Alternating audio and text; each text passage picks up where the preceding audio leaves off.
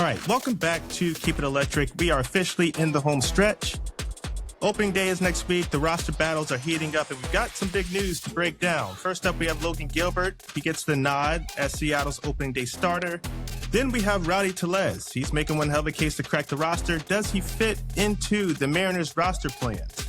And finally, we have a blast from the past. Nintendo is back in the mix with the Mariners. A new partnership has been announced. What does that actually mean for the team? This is Keep It Electric, episode 78, starting right now.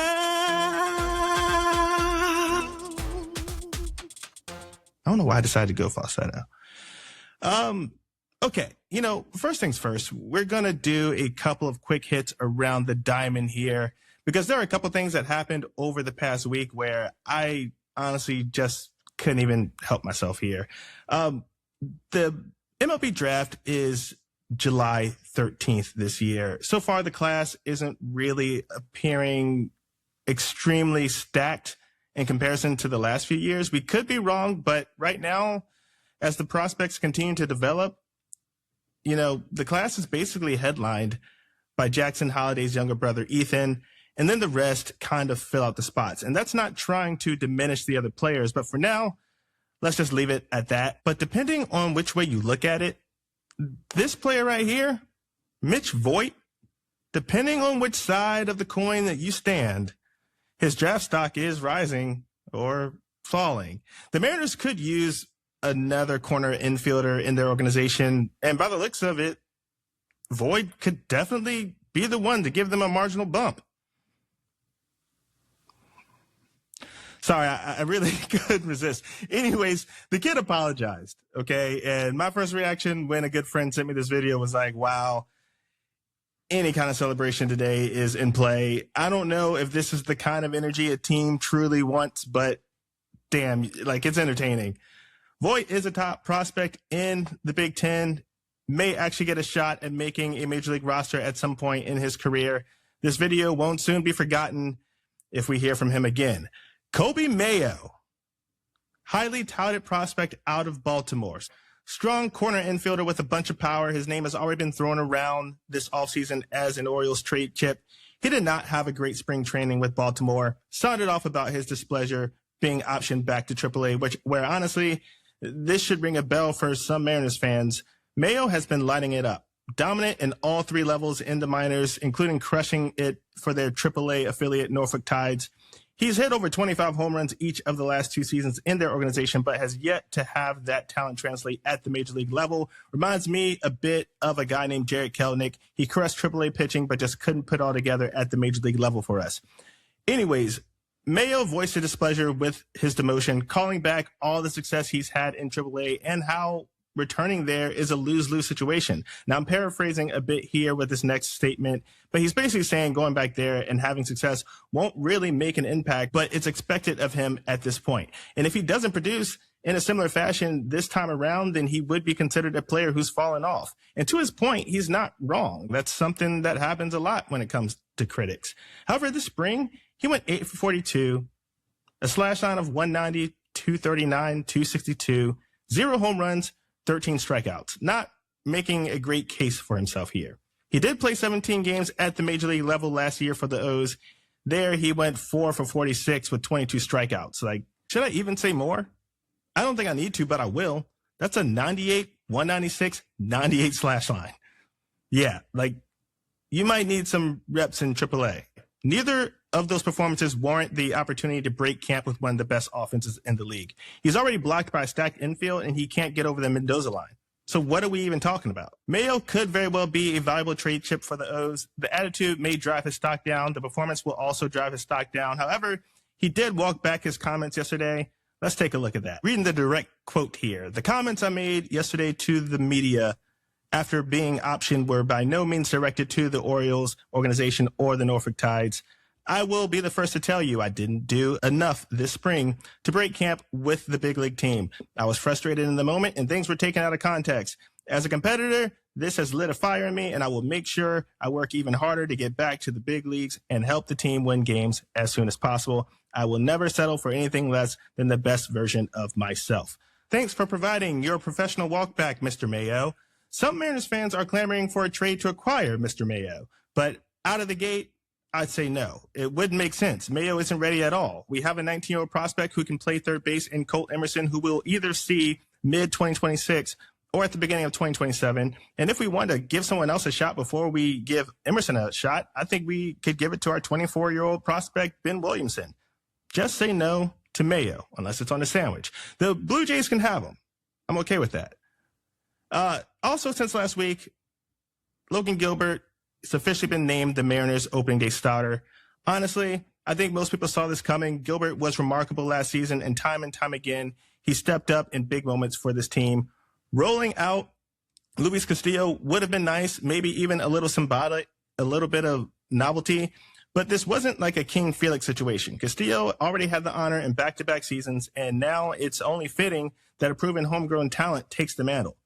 Now, where this might raise some eyebrows in the ongoing trade rumors that are swirling around Castillo, everything I've heard, he's been nothing but a true professional throughout this entire offseason, and really his actions alone should put an end to any talk of moving him. He's the definition of a team-first guy. He's setting the standard of excellence. He's mentoring this young staff and continuing to be the rock of the rotation. I couldn't be happier for Logan. And at the same time, we should all appreciate just how lucky the Mariners are to have someone like Castillo leading the way for this young rotation.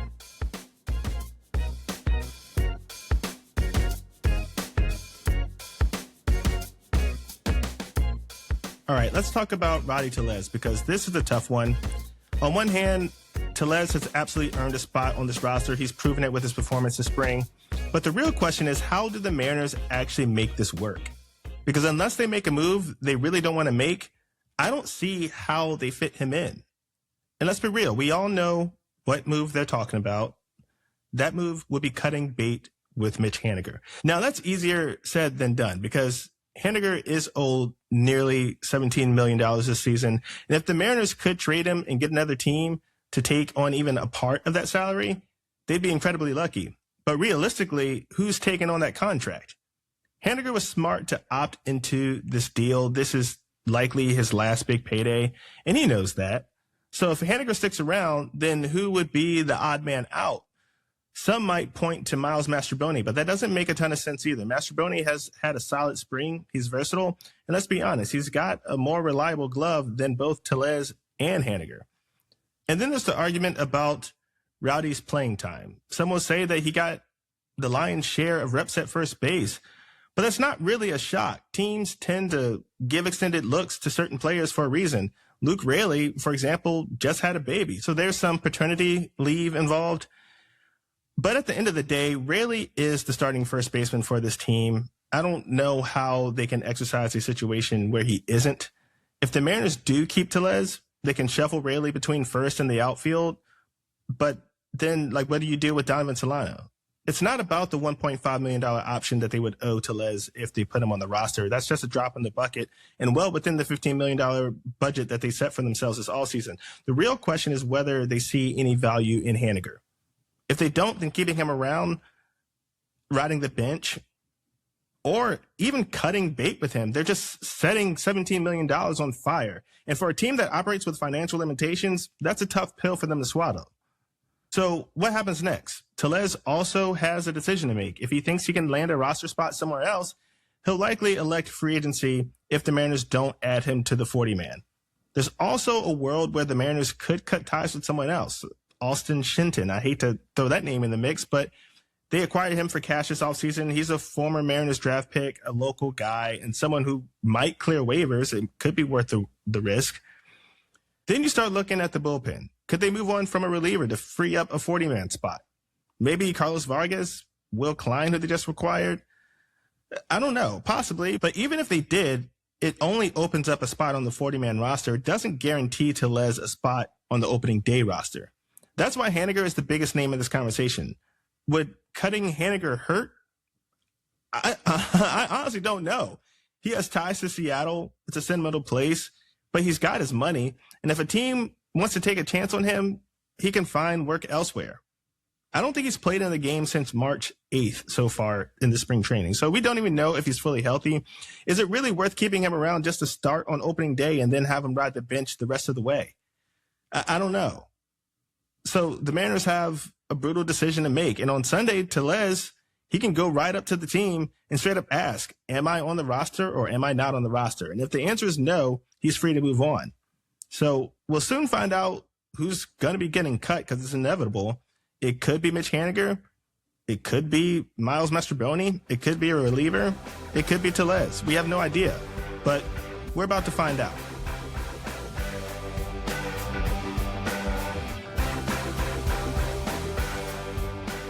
All right, let's talk about the Mariners' first ever sleeve patch. How are we all feeling about this? Me personally, I think it's great. And that's saying something because full transparency, I don't usually like red on uniforms. There's very, very few exceptions. The Cincinnati Reds, that's a cool team. But in general, I'm not a fan of red teams. I don't like the Angels for obvious reasons. I don't like the Red Wings. I don't like the Miami Heat, just to name a couple of red teams. It's a thing. I don't like them. But this tiny splash of red, it actually works. And let's be real. It works because it says Nintendo. Now, if you're a gamer or a Seattle sports history buff, you already know how deep the Mariners connection runs with Nintendo. But if you're not, here's a very quick history lesson. Back in 1992, Nintendo literally saved the Mariners from relocating. They became the first Major League Baseball team with international ownership, and they stayed involved with the franchise all the way until 2016. Now, they're bringing the partnership back to the Mariners. It's all coming full circle, and Julio is in on it too. So he's officially repping Nintendo, which makes this whole thing even better. I got to ask, though, how long before I can slap a Nintendo patch on a Mariners jersey in my MLB The Show franchise? I need to see that little red patch on Julio's sleeve when he's launching home runs into the night. So here's how this will work. The Mariners will actually wear two different patches. On their home uniforms, it'll say Nintendo, but on the road, it'll say Nintendo Switch 2, which, of course, the next-gen console is coming out. Or is it already out? I actually don't know. I don't play Nintendo. It's a smart move. And listen, like, I get it. Jersey patches can be extremely hit or miss. A lot of them just kind of look tacky. But honestly, this feels like the kind of branding that actually makes sense for the Mariners. I'll take this over some random insurance company logo any day. Now, if we were to get a big red Nintendo patch slapped on the Mariners' blue batting helmets, I don't know. We might have a problem there. But for now, I'm here for Nintendo's patches on the sleeves. Actually, even in like white lettering across the helmet during the playoffs instead of Strauss or whatever that was. Don't like that. All right, before I wrap this up, let's talk about next week's episode. Keep Electric is going to be on a different schedule for 1 week only. The episode won't drop on Friday as usual. Instead, it'll drop on Wednesday night before opening day. And heads up, it's not going to be as Mariners focused as usual. Next week will be the second annual 2025 predictions episode. I'll be running through my projections for all 30 teams, division standings, records, the whole thing. And this year we're taking it to the next level because it'll be a video episode, meaning my takes will live on the internet forever for all you to roast when I inevitably get half of them wrong. But that's the fun of it. So I want to hear your thoughts too. So drop your predictions, call me out, tell me where I'm way off. At the end of the season, we'll circle back and see how well or poorly I did. One thing I won't be doing, postseason predictions. Why? Because every single year I would probably pick the Mariners to win it all. And I'm not setting myself up like that. Let's just be honest. I believe, but let's just be honest. So we'll let the season play out and go from there. Bottom line, tune in for fun. Do not tune in for betting advice. I am not going to be responsible for you losing money at Vegas. All right, that's it for this week's episode. We're officially 1 week away from opening day. Mariners baseball is almost back. I'll catch you next time. Keep it electric. Go Mariners.